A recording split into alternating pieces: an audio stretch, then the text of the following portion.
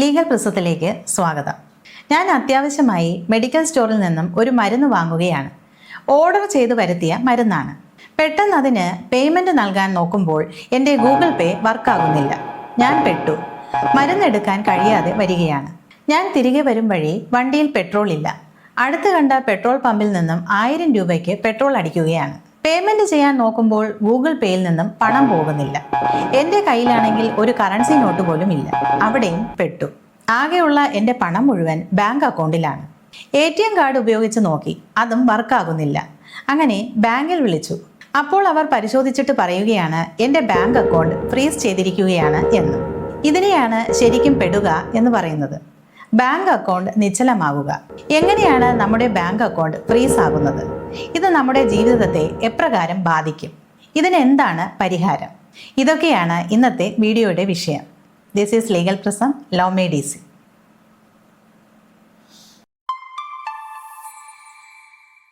Paper currency ഏതാണ്ട് പരിപൂർണമായി നിരോധിക്കാനുള്ള നീക്കത്തിലാണ് government. ഇപ്പോൾ ഏതാണ്ട് മുഴുവൻ പണമിടപാടുകളും ബാങ്ക് വഴിയാണ്. അതുകൊണ്ട് നമ്മുടെ ബാങ്ക് അക്കൗണ്ട് 1 മണിക്കൂർ ഫ്രീസായാൽ പോലും നമുക്ക് ശ്വാസം കിട്ടാത്തതുപോലുള്ള ഒരവസ്ഥ വരും. എന്തിനാണ് ഇങ്ങനെ ബാങ്ക് അക്കൗണ്ട് ഫ്രീസ് ചെയ്യുന്നതെന്ന് ചോദിച്ചാൽ നമ്മളെ ശ്വാസം മുട്ടിച്ച് റെമഡി എടുക്കാൻ എന്ന് തന്നെയാണ് ഉത്തരം. പ്രധാനമായും 3 രീതികളിലാണ് നമ്മുടെ ബാങ്ക് അക്കൗണ്ട് ഫ്രീസ് ആകുന്നത്. 1. ക്രിമിനൽ നിയമപ്രകാരം പോലീസിന് ബാങ്ക് അക്കൗണ്ട് ഫ്രീസ് ചെയ്യാം. 2. സിവിൽ നടപടിക്രമം അനുസരിച്ച് സിവിൽ കോടതികൾക്ക് ബാങ്ക് അക്കൗണ്ട് ഫ്രീസ് ചെയ്യാം. 3. ഗവൺമെന്റിന് ബാങ്ക് അക്കൗണ്ട് ഫ്രീസ് ചെയ്യാം. ഇതെങ്ങനെയാണെന്ന് നോക്കാം. സാമ്പത്തിക തട്ടിപ്പുകൾ സംശയിക്കുമ്പോഴാണ് പോലീസ് ബാങ്ക് അക്കൗണ്ട് ഫ്രീസ് ചെയ്യുന്നത്. സൈബർ കുറ്റങ്ങൾ അതുപോലെ സാമ്പത്തിക കുറ്റങ്ങളിലും ബാങ്ക് അക്കൗണ്ട് ഫ്രീസ് ചെയ്യാം. പഴയ 102 പുതിയ BNSS സെക്ഷൻ 106 പ്രകാരമാണ് പോലീസ് ബാങ്ക് അക്കൗണ്ട് ഫ്രീസ് ചെയ്യുന്നത്. പോലീസ് അല്ലാതെ സിവിൽ കോടതിക്കും ബാങ്ക് അക്കൗണ്ട് ഫ്രീസ് ചെയ്യാൻ കഴിയും. വ്യക്തികൾക്ക് കൊടുക്കാനുള്ള പണം തിരികെ നൽകാതെ വരുമ്പോൾ സ്വകാര്യ വ്യക്തികളും സ്ഥാപനങ്ങളും കോടതിയെ സമീപിച്ച് ബാങ്ക് അക്കൗണ്ട് ജപ്തി ചെയ്യുന്നതിന് അപേക്ഷ നൽകിയാൽ കോടതി നമ്മുടെ ബാങ്ക് അക്കൗണ്ട് ഉടൻ ജപ്തി ചെയ്യും. അവിടെ സെക്ഷൻ 60 പ്രകാരമാണ് ജപ്തി വരുന്നത്. ഇതുകൂടാതെ 3ാമത്തെ രീതിയാണ് കൂടുതൽ അപകടം പിടിച്ചത്. നമുക്കൊരു സർക്കാർ ഡ്യൂസ് വരികയാണ്. അവിടെ ഉദ്യോഗസ്ഥർക്ക് ബാങ്ക് അക്കൗണ്ട് ജപ്തി ചെയ്യാൻ കഴിയും. ഇതിനെ ബാധ്യത എന്ന് പറയും. നികുതി ബാധ്യത. നമുക്ക് നികുതി ബാധ്യതകൾ വരുന്നത് സ്വാഭാവികമാണ്. എന്നാൽ ആ ബാധ്യതകളിൽ നിന്നും നമുക്ക് ഒളിച്ചോടാനാകില്ല. ആ ബാധ്യത എത്രയും വേഗം തീർക്കാതിരുന്നാൽ ആ ബാധ്യത നമ്മുടെ പ്രോപ്പർട്ടികളിലേക്ക് പോകും. അവിടെ പ്രോപ്പർട്ടികൾ ജപ്തിയിലാകും. നമ്മുടെ ബാങ്ക് അക്കൗണ്ട് നമ്മുടെ പ്രോപ്പർട്ടി ആയാണ് നിയമം കാണുന്നത്. അത് ഫ്രീസ് ആകും. നമ്മുടെ ജീവിതം വഴിമുട്ടും. നമ്മളെ ആശ്രയിച്ച് കഴിയുന്നവരുടെ ജീവിതം വഴിമുട്ടും. ഇതിനെല്ലാം നിയമത്തിൽ ശരിയായ പരിഹാരമുണ്ട്. ധൈര്യത്തോടെ മുന്നോട്ട് പോകുകയാണ് വേണ്ടത്. നിമോ ഡെബറ്റ് ലോക്കോപ്ലേറ്ററി അലൈന ഐറ്റൂറ എന്നാണല്ലോ. ഇതെന്താണെന്ന് വെച്ചാൽ മറ്റൊരാളുടെ വിയർപ്പ് കൊണ്ട് നമുക്ക് പണക്കാരനാകാൻ കഴിയില്ല. നമ്മൾ ഒരാളിൽ നിന്നും കൈനീട്ടി കടം മേടിച്ചാൽ അത് മടക്കി കൊടുക്കണം. അതുപോലെ പൊതു ഖജനാവിലേക്ക് വരേണ്ട പണം നൽകാതിരുന്നാൽ രാജ്യം അപകടത്തിലാകും. ഇവിടെ 2 തരം കടങ്ങളെക്കുറിച്ചാണ് പറഞ്ഞത്. ആദ്യത്തേത് നമ്മൾ കടമെടുത്ത പണം. 2ാമത്തേത് നമുക്ക് വന്നു ചേർന്ന സർക്കാർ ബാധ്യത. ആദ്യത്തേത് പ്രൈവറ്റ് മണിയാണ്. 2ാമത്തേത് പബ്ലിക് മണിയും. ഇത് രണ്ടും നമ്മൾ തന്നെ വീട്ടണം.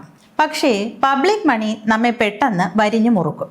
ടാക്സ് ഇനത്തിലോ ഫൈനോ സെസ്സോ കുടിശ്ശികയോ വന്നാൽ നമ്മൾ അത് വീട്ടാൻ ബാധ്യസ്ഥനാകും. ടാക്സ് അല്ലാതെ സർക്കാർ ഏജൻസികൾ മുഖേനയുള്ള ഏതെങ്കിലും ബാധ്യത വന്നാലും അത് നമ്മൾ വീട്ടേണ്ടതായി വരും. വീട്ടാതിരുന്നാൽ എന്ത് സംഭവിക്കുമെന്ന് നോക്കാം. ആദ്യം ആ ബാധ്യത നമ്മുടെ വസ്തുവിലേക്കും വീട്ടിലേക്കും കയറി വരും. അത് നമ്മുടെ പ്രോപ്പർട്ടിയിൽ ജപ്തിയാകും. ജപ്തിയായാൽ പിന്നെ ലേലമായി വിൽപ്പനയായി അത് നമ്മുടെ കയ്യിൽ നിന്നും പോകും.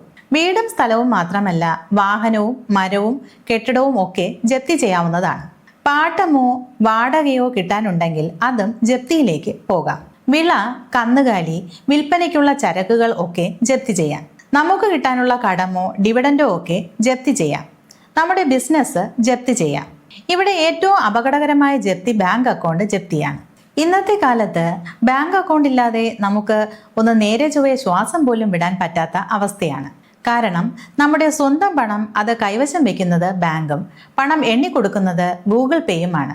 നമ്മുടെ പണം നമ്മുടെ രാജ്യം കറൻസി നോട്ട് ഏതാണ്ട് പരിപൂർണമായി അവസാനിപ്പിക്കുകയും ബാങ്ക് വഴിയുള്ള ഇടപാടുകളിലേക്ക് മാറുകയും ചെയ്ത സാഹചര്യത്തിലാണ് ബാങ്ക് അക്കൗണ്ട് ഫ്രീസ് ചെയ്തുകൊണ്ട് കടം റിക്കവറി ചെയ്യുന്ന രീതി വ്യാപകമാകുന്നത്. ഇത് വളരെ ലളിതവുമാണ്. ബാങ്ക് അക്കൗണ്ട് ഫ്രീസായി കഴിഞ്ഞാൽ നമ്മുടെ ഗൂഗിൾ പേ ഒന്നും പിന്നെ പ്രവർത്തിക്കില്ല. ഒരു തുള്ളി വെള്ളം പോലും വാങ്ങി കുടിക്കാൻ കഴിയാതെ വരും. എങ്ങനെയാണ് recovery officer bank account freeze ചെയ്യുന്നതെന്ന് നോക്കാം. നമുക്കൊരു വാഹനമുണ്ട്. അതിന് ടാക്സ് സമയത്ത് അടച്ചില്ല. അതിന് കാരണം എന്താണെന്ന് വെച്ചാൽ നമ്മൾ നല്ല വില കിട്ടിയപ്പോൾ ആ വാഹനം മറ്റൊരാൾക്ക് വിറ്റതാണ്. പക്ഷേ വാഹനത്തിന്റെ രജിസ്ട്രേഷൻ ഇപ്പോഴും നമ്മുടെ പേരിലാണ്. വാങ്ങിയാൽ രജിസ്ട്രേഷൻ സർട്ടിഫിക്കറ്റ് മാറിയില്ല എന്ന് മാത്രമല്ല, വാഹനം വാങ്ങിയാൽ ആ വാഹനം പല പ്രാവശ്യം കൈമറിച്ചു വിറ്റു. വാഹനം ഇപ്പോൾ ആരുടെ കയ്യിലാണെന്ന് അറിയില്ല. അതിന് വലിയ തുക ടാക്സ് വന്നു. ആ വാഹനം ട്രാഫിക് കുറ്റങ്ങൾക്ക് ഉപയോഗിച്ചതാകാം. അങ്ങനെ മോട്ടോർ വെഹിക്കിൾ ഡിപ്പാർട്ട്മെന്റിൽ നിന്നും വലിയൊരു തുക ഫൈൻ എഴുതി വന്നിരിക്കുകയാണ്. ഇത് സാധാരണ മോട്ടോർ വാഹന വകുപ്പ് ആ സ്ഥലത്തെ ജില്ലാ കളക്ടറെയാണ് അറിയിക്കുന്നത്. ജില്ലാ കളക്ടർ ആ സ്ഥലത്തെ ജില്ലാ മജിസ്ട്രേറ്റ് ആണ്. അദ്ദേഹം അത്രയും തുകയ്ക്ക് ഒരു വാറണ്ട് പുറപ്പെടുവിക്കും. ആ വാറണ്ട് കൈവശമിരിക്കുന്ന ഉദ്യോഗസ്ഥന് ആ തുക പലിശയും മറ്റ് റിക്കവറി ചെലവുകളും സഹിതം പിരിച്ചെടുക്കാൻ അധികാരം കൈവരും. വാറണ്ട് കാണിച്ച് ആവശ്യപ്പെടാം. അതിനായി നമുക്ക് റിക്കവറി ഓഫീസർ ഡിമാൻഡ് നോട്ടീസ് തയ്യാറാക്കി അയച്ചു തരും. അത് നമ്മൾ കൈപ്പറ്റി എത്ര രൂപയാണ് അടയ്ക്കേണ്ടതെന്ന് മനസ്സിലാക്കണം. ഫോറം 1-ലും ഫോറം 10-ലുമാണ് ഡിമാൻഡ് നോട്ടീസുകൾ തയ്യാറാക്കുന്നത്. ഈ ഡിമാൻഡ് നോട്ടീസ് കിട്ടിയാൽ എങ്ങനെയെങ്കിലും ആ തുക ഒടുക്കുകയാണ് ആദ്യം ചെയ്യേണ്ടത്. പിന്നീട് തർക്കമുണ്ടെങ്കിൽ അത് ഫയൽ ചെയ്ത് തുക തിരികെ വാങ്ങാനാകും. പേയ്മെന്റ് അണ്ടർ പ്രൊട്ടസ്റ്റ് എന്നാണ് പറയുന്നത്. പക്ഷേ തുക അടയ്ക്കാതിരുന്നാൽ റിക്കവറി ഓഫീസർ അടുത്ത നടപടി തുടങ്ങും. നമ്മുടെ പ്രോപ്പർട്ടിയിലേക്ക് അറ്റാച്ച്മെന്റ് കൊണ്ടുവരികയാണ് റിക്കവറി ഓഫീസറുടെ ജോലി. റിക്കവറി ഓഫീസർക്ക് നമ്മുടെ ബാങ്ക് അക്കൗണ്ട് ഫ്രീസ് ചെയ്യുന്നതാകും അവർക്ക് ഏറ്റവും എളുപ്പം ചെയ്യാനാകുന്നത്. അതിനായി നമ്മുടെ അക്കൗണ്ട് ഉള്ള ബാങ്കിൽ ഫോറം 6-ൽ ഒരു അറ്റാച്ച്മെന്റ് നോട്ടീസ് പതിക്കും. അങ്ങനെ പതിച്ചു കഴിഞ്ഞാൽ ആ ബാങ്കർക്ക് നമ്മുടെ ബാങ്ക് അക്കൗണ്ടിൽ നിന്നും പണമൊന്നും നമുക്ക് തരാൻ കഴിയാതാകും. ഈ ഫോറം 6-ലുള്ള ജപ്തി നോട്ടീസിന്റെ ഒരു പകർപ്പ് നമുക്ക് സമയം പോലെ എത്തിച്ചു തരും. അപ്പോഴാണ് നമ്മൾ ജപ്തിയെക്കുറിച്ച് അറിയുന്നത്. ഈ അറ്റാച്ച്മെന്റ് നോട്ടീസിൽ ബാങ്ക് മാനേജറെയാണ് അഡ്രസ് ചെയ്തിരിക്കുന്നത്. നമ്മുടെ പേരിലുള്ള ബാധ്യത തുക എത്രയാണെന്നും അത്രയും തുക ബാങ്ക് അക്കൗണ്ടിൽ നിന്നും പിടിച്ചെടുക്കുന്നതിനാണ് ബാങ്ക് അക്കൗണ്ട് ഫ്രീസ് ചെയ്യുന്നതെന്നും അതിനാൽ അത്രയും തുക പിടിച്ചു വെക്കണമെന്നും റിക്കവറി ഓഫീസറുടെ ഉത്തരവ് ലഭിച്ച ശേഷമേ അക്കൗണ്ട് വീണ്ടും പ്രവർത്തിപ്പിക്കാവൂ എന്നുമാണ് ആ നോട്ടീസിൽ ഉണ്ടാകുക. അതൊരു ജപ്തി ഉത്തരവാണ്. നമ്മുടെ ബാങ്ക് അക്കൗണ്ട് അറ്റാച്ച് ചെയ്തിരിക്കുകയാണ്. പിന്നീട് ഫോറം 14-ൽ ഒരു ജപ്തി റിലീസ് ഉത്തരവ് ലഭിക്കുന്നതുവരെ ബാങ്ക് അക്കൗണ്ട് ഫ്രീസായി പോകും. അവിടെ ബാങ്കർക്ക് അണുകിട ചലിക്കാനാകില്ല. ജപ്തി നോട്ടീസ് കാണാത്ത പോലെ ഇരിക്കുകയോ ജപ്തി വന്ന ശേഷം തുക റിലീസ് ചെയ്യുകയോ ചെയ്താൽ മാനേജർ കേസിലെ പ്രതിയാകും. ക്രിമിനൽ കേസിലെ പ്രതിയാണ്. സെക്ഷൻ 85 പ്രകാരം മജിസ്ട്രേറ്റ് കോടതിയിലാണ് കേസ് വരിക. റിക്കവറി ഓഫീസറുടെ റിപ്പോർട്ട് പ്രകാരമാണ് ക്രിമിനൽ കേസ്. അങ്ങനെ അറ്റാച്ച് ചെയ്തത് അറിഞ്ഞുകൊണ്ട് നമ്മൾ വേഗം ചെന്ന് റിക്കവറി ഓഫീസറെ കണ്ട് തുക കൊടുക്കാൻ തയ്യാറായാൽ അത് സെറ്റിൽ ചെയ്ത് നമുക്കൊരു അറ്റാച്ച്മെന്റ് റിലീസ് ഓർഡർ ഉടൻ തയ്യാറാക്കി തരും. ഫോറം 14-ആണ് റിലീസ് ഓർഡർ. അത് ബാങ്കിൽ കാണിച്ചാൽ ബാങ്ക് അക്കൗണ്ട് പഴയതുപോലെ പ്രവർത്തന സജ്ജമാകും. ഇതാണ് ബാങ്ക് അക്കൗണ്ട് ഫ്രീസായാൽ ചെയ്യാവുന്ന ഒന്നാമത്തെ രീതി. നമ്മൾ തുക കൊടുക്കാൻ തയ്യാറാകുന്നില്ലെങ്കിൽ റിക്കവറി ഓഫീസർ ഫോറം 2-ൽ ഒരു നോട്ടീസ് തയ്യാറാക്കി നമുക്ക് നൽകും. അതിൽ ഒരു തീയതിയും സമയവും സ്ഥലവും നിശ്ചയിച്ചിരിക്കും. അത് നമ്മുടെ ബാങ്ക് അക്കൗണ്ടിലുള്ള പണം സെറ്റിൽ ചെയ്ത് റിക്കവറി ഓഫീസർ ഏറ്റെടുക്കുന്നതാണെന്നുള്ള ഒരു അറിയിപ്പാണ്. ഈ അറിയിപ്പ് വില്ലേജ് ഓഫീസിലും ബാങ്കിലും താലൂക്ക് ഓഫീസിലും ജില്ലയിലെ വെബ്സൈറ്റിലും പ്രദർശിപ്പിച്ചിരിക്കും. അന്നേ ദിവസം നമ്മൾ ബാങ്കിൽ ചെല്ലേണ്ടതാണ്. ചെന്നില്ലെങ്കിൽ അവർ തോന്നിയ പോലെ തുക ഈടാക്കും. ബാങ്കിൽ ചെല്ലണം. അവിടെ നമ്മുടെ റിക്വസിഷൻ അതോറിറ്റി വന്നിട്ടുണ്ടാകും. മോട്ടോർ വാഹന ടാക്സ് ആയതുകൊണ്ട് ആ വകുപ്പിലെ ഒരു അംഗീകൃത ഉദ്യോഗസ്ഥനായിരിക്കും അവിടെ വരിക.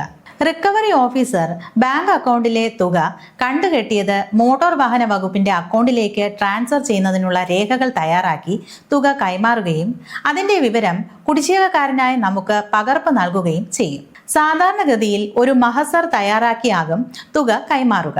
അങ്ങനെയെങ്കിൽ ആ മഹസറിന്റെ പകർപ്പ് നമുക്കും ലഭിക്കും.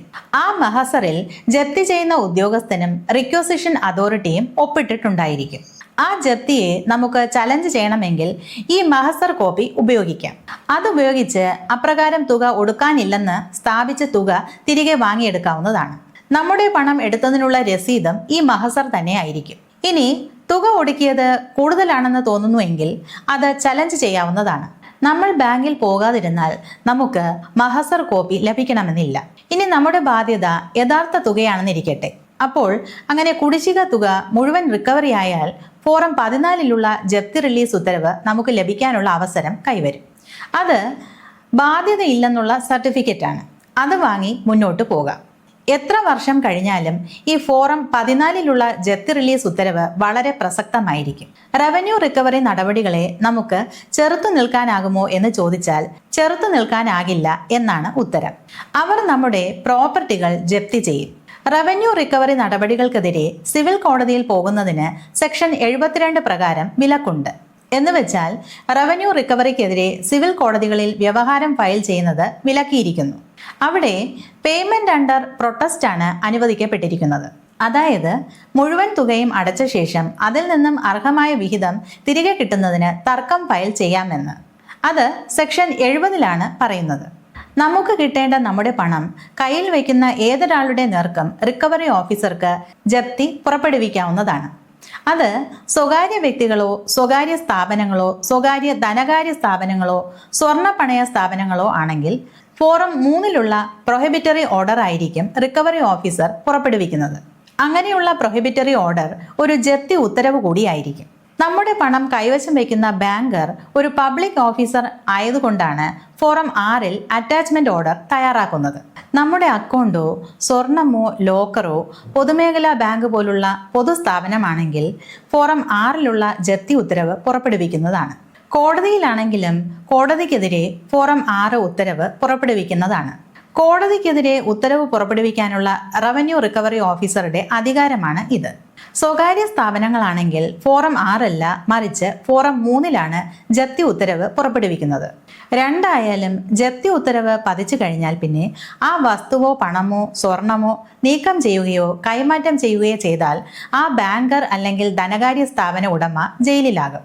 ജപ്തി തടസ്സപ്പെടുത്തുകയോ ജപ്തി മുതൽ മനഃപൂർവ്വം നീക്കം ചെയ്യുകയോ ചെയ്താൽ അങ്ങനെ ചെയ്യുന്ന ആൾക്കെതിരെ കുറ്റം ചുമത്തി ജയിൽ ശിക്ഷയ്ക്ക് വിധേയനാക്കുമെന്നാണ് സെക്ഷൻ 85 പറയുന്നത്. എന്നാൽ കോടതിക്കെതിരെ പ്രോസിക്യൂഷനൊന്നും ഇല്ല.